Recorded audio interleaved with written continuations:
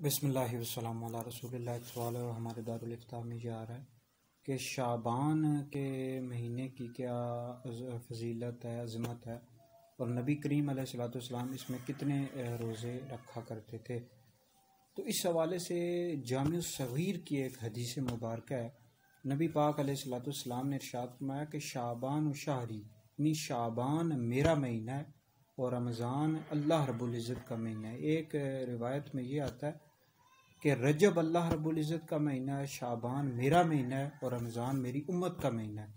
तो बहरहाल हज़ूर अलैहिस्सलाम ने फरमाया शाबान मेरा महीना है। वैसे तो सारे महीने अल्लाह रब्बुल इज़्ज़त के, लेकिन इस महीने की अज़मत को हज़ूर अलैहिस्सलाम ने बयान किया कि शाबान मेरा महीना। हज़ूर अलैहिस्सलाम इस महीने में कसरत के साथ बहुत ज़्यादा रोज़े रखा करते थे। बुखारी शरीफ की एक रवायत का मफ़हूम है कि हज़ूर अलैहिस्सलाम शाबान में सबसे ज़्यादा रोज़े रखा करते थे, बल्कि पूरा महीना ही रोज़े रखते थे।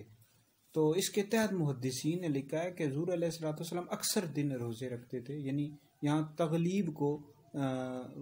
तगलीब के तौर पर कुल से ताबीर कर दिया, मतलब बहुत ज़्यादा रोज़े रखा करते थे।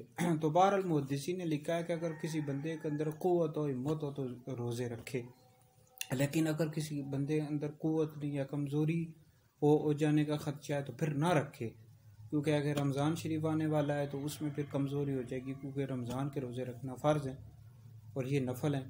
तो बहरहाल हो सके तो रोज़े रखने चाहिए। अगर कोई बंदा नहीं रख सकता तो ना रखे, वो गुनहगार नहीं है। बहरहाल रमज़ान के रोज़े रखना ये ज़रूरी है, फ़र्ज़